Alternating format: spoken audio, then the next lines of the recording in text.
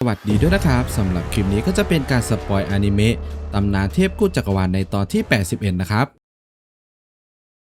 ผู้อาวุโสหลิงจิ้งเนี่ยที่ได้รับบาดเจ็บเขานั้นก็ได้ขอความช่วยเหลือจากฉินมูละครับฉินมูที่ได้ยินแบบนั้นเนี่ยก็รีบเข้าไปตรวจดูอาการทันทีฉินมูที่ได้ตรวจดูอาการไม่นานเนี่ยก็ได้เริ่มฝังเข็มรักษาทันทีละครับพร้อมกับก็ให้ผู้อาวุโสนั้นดื่มยาเข้าไปเพียงไม่นานผู้อาวุโสหลิงจิ้งนั้นก็ดีขึ้นและก็ไม่คิดว่าศิษย์ของกระบี่เทพนั้นถึงกับมีความรู้วิชาด้านการแพทย์ที่สูงปานนี้เชียวและชวนให้ฉินมูนั้นมาเป็นศิษย์ของตนเองละครับหากติดตามตนเองก็จะรับรองความปลอดภัยให้พร้อมกับก็ได้บอกไปว่าแต่ถ้าว่าสิ่งที่ตนเองจะถ่ายทอดให้ทางด้านฉินมูก็จะยอดเยี่ยมไม่ด้อยไปกว่าทางด้านกระบี่เทพเช่นเดียวกันแต่ทว่าฉินมูนั้นก็ได้บอกไปว่าตนเองนั้นคือประมุขศักดิ์สิทธิ์แห่งนิกายเทพไม่อาจจะให้ผู้อาวุโสหลิงเจี้ยงนั้นเป็นอาจารย์ได้ผู้อาวุโสหลิงจิ้งที่ได้ยินก็ต้องตกใจละครับและเดิมทีเนี่ยผู้อาวุโสหลิงจิ้งก็ได้คิดว่าลำดับอาวุโสจะสูงกว่าฉินมูเสียอีกไม่นึกเลยว่าจะเป็นศิษย์รุ่นเดียวกันฉินมูที่ได้ยินแบบนั้นเนี่ยก็ได้บอกผู้อาวุโสหลิงจิ้งไปว่าไม่ต้องเกรงใจแม้บาดแผลผู้อาวุโสหลิงจิ้งนั้นจะไม่เป็นอะไรมากแต่หากต้องการกำจัดอาการเรื้อรังให้หายขาดแล้วก็ต้องทำการบำรุงรักษาอีกหน่อยจากนั้นเนี่ยผู้อาวุโสหลิงจิ้งก็ได้เล่าไปอีกว่าหากไม่ใช่เพราะกระบี่เทพนั้นฟันนิ้วของตนเองขาดไปนิ้วนึงไอ้ยูไลน้อยเนี่ยจะทำร้ายตนเองจนบาดเจ็บสาหัสได้อย่างนั้นหรือแต่ทว่าทางด้านยูไลก็ได้รับบาดเจ็บสาหัสเช่นเดียวกันล่ะครับถ้าไม่มีหมอดีๆอยู่ข้างกายล่ะก็ยังไงก็ต้องทุกข์ทนทรมานไปอีก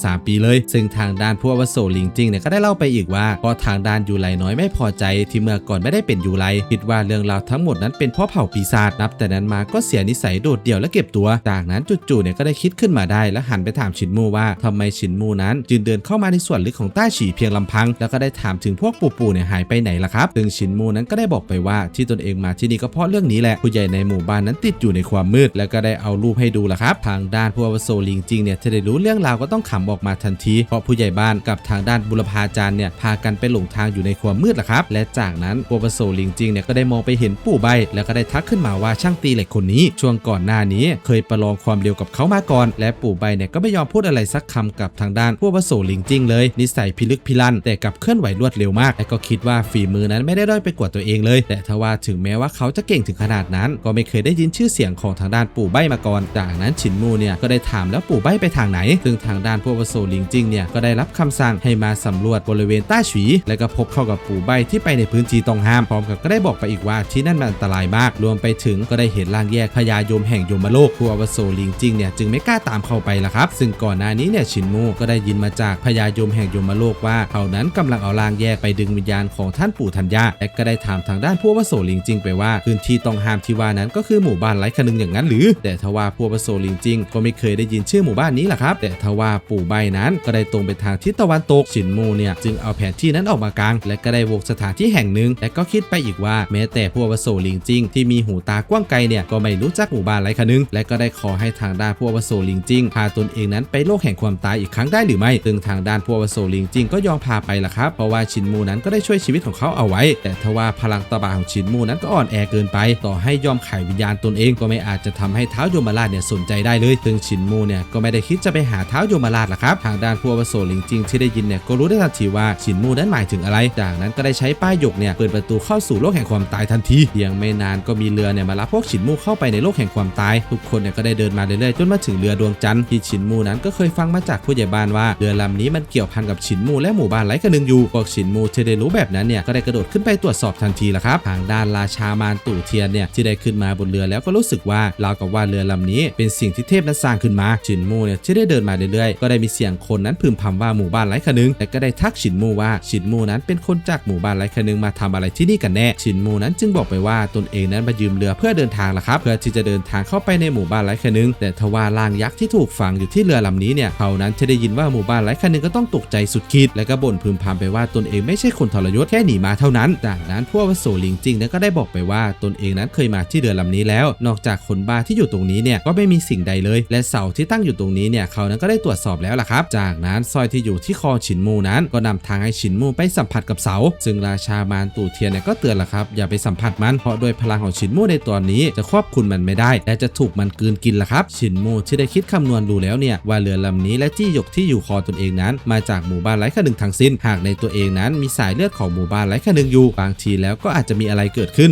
ซึ่งคนบ้าที่อยู่ตรงนี้เนี่ยก็พยายามบอกให้ชินมูจะแตะต้องเสาละครับแต่ทว่าชินมูนั้นก็ไม่ฟังหลังจากชินมูนั้นแตะต้องเสาไปแล้วเนี่ยมันก็ได้มีพลังบางอย่างนั้นเกิดขึ้นที่เสาทันทีร่างกายของชินมูนั้นก็ได้ถ่ายเทพลังไปที่เสาและเรือดวงจันทร์ทางด้านผู้อาวุโสหลิงจิ้งเนี่ยที่ได้เห็นก็ต้องตกใจละครับเพราะว่าเรือจันทานั้นก็ได้มีการตอบสนองต่อชินมูและก็ได้คิดว่าชินมูนั้นก็คือผู้ขับจันทาอย่างนั้นหรือและก็ได้คิดไปอีกว่านอกจากผู้พิทักษ์จันทาในเรือแล้วนักขับจันทาคนอื่นๆน่าจะตายไปตั้งนานแล้วเพียงไม่นานเนี่ยร่างกายของชินมูนั้นก็ขยายใหญ่ขึ้นและก็ได้เข้าสู่สภาวะจำแรงร่างเทพเป็นผู้ขับเรือจันทาทางด้านพี่กิเลนมังกรเนี่ยที่ได้เห็นร่างนี้ของชินมูก็ได้ถามไปว่าชินมูนั้นจำแรงร่างกายเทพดาวองค์ใดทำไมถึงไม่เคยเห็นร่างนี้มาก่อนจากนั้นพลังเนี่ยก็ได้ทำการถ่ายเทไปที่ดวงจันทร์ที่อยู่หลังเรือหลังจากเรื่องราวที่เกิดขึ้นเนี่ยผู้อาวุโสหลิงจิ้งที่ได้เห็นก็ได้คิดไปอีกว่าต่อให้เป็นนักขับจันทาก็ไม่อาจจะรองรับพลังงานอันน่าสะพรึงกลัวของเรือจันทาได้มีเพียงร่างกายพิเศษที่ในหมู่นักขับจันทาเท่านั้นที่จะทนรับมันไหวและก็ได้สงสัยว่าชินมูนั้นเป็นใครกันแน่จากนั้นเนี่ยก็ได้ปรากฏสัญลักษณ์ที่บนหัวชินมูทางด้านผู้อาวุโสหลิงจิ้งที่ได้เห็นเนี่ยก็ถึงกับกล่าวออกมาอีกว่านี่มันสมบัติเทวสภานเทพและก็ได้สงสัยไปอีกว่าหรือว่าสมบัติเทวสภานเทพของชินมูนั้นกำลังจะสมบูรณ์อย่างนั้นหรือ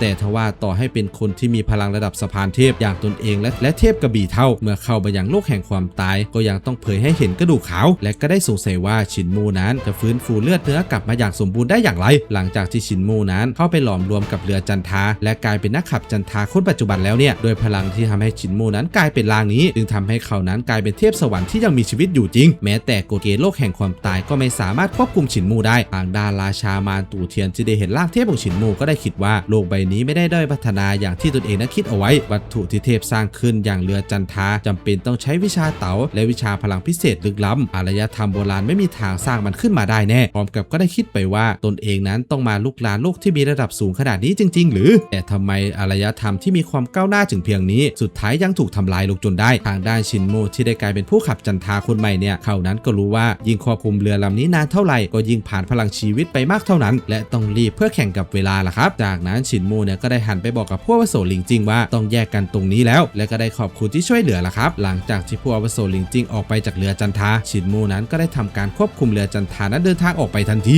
ซึ่งเรือที่ชินมูนั้นขับออกไปเนี่ยมันก็ส่งผลให้เทพในเมืองเฟิงตูนั้นตื่นตระหนกและพากันออกมาตรวจสอบทันทีเดี๋ยวไม่นานเชฟชื่อฉิวนั้นก็ได้มาอยู่ต่อหน้าผู้อาวุโสหลิงจิ้งและก็ได้มีคำเชิญจากท้าวยมราชไปพบล่ะครับทางด้านผู้อาวุโสหลิงจิ้งนั้นจึงอยากรู้ว่าการเชิญตนเองไปครั้งนี้เกี่ยวกับเรือจันทาหรือไม่ซึ่งแต่ไหนแต่ไรท้าวยมราชนั้นก็ไม่เคยสนใจเรือจันทาอยู่แล้วและก็ไม่อยากจะยุ่งเกี่ยวกับมันตัดมาทางด้านชินมูที่ได้ควบคุมเรือจันทาเนี่ยออกมาเรื่อยๆซึ่งก็เป็นปฏิกิริยาของทางด้านจี้ล่ะครับที่คอยนำทางให้ชินมูนั้นไปเรื่อยๆชินมูนั้นจึงสงสัยว่าหรือว่าจี้นี้จะสามารถสัมผัสถึงหมู่บ้านไร้ค่าหนึ่งแล้วและทางผ่านที่ชินมูนั้นผ่านไปเนี่ยมันก็ไปปลูกเข้ากับปีศาจตนนึงและมันเนี่ยก็เหมือนจะรอชินมูอยู่แล้วล่ะครับจากนั้นชินมูที่มาคนเดียวเนี่ยไอปีศาจตัวนี้ก็ได้คิดว่าชินมูนั้นจะไปได้ไกลสักแค่ไหนเชียวและก็ได้ทำการอัญเชิญบริวารของตัวเองออกมาและสั่งให้ตามชินมูไปทันทีจบการสปอยตอนที่81แล้วชินมูจะสามารถรอดพ้นจากปีศาจตนนี้ไปได้หรือไม่ก็ต้องคอยไปติดตามการสปอยในอาทิตย์หน้าได้เลยนะครับถ้าเกิดว่าคลิปนี้มีข้อมูลผิดพลาดประการใดต้องขอโทษขออภัยไว้ณที่นี้ด้วยนะครับหากถูกใจฝากกดไลค์กดแชร์กด Subscribe ผมด้วยสำหรับคลิปนี้ผมต้องขอตัวลาไปก่อนแล้วเจอกันคลิปหน้าสวัสดีครับ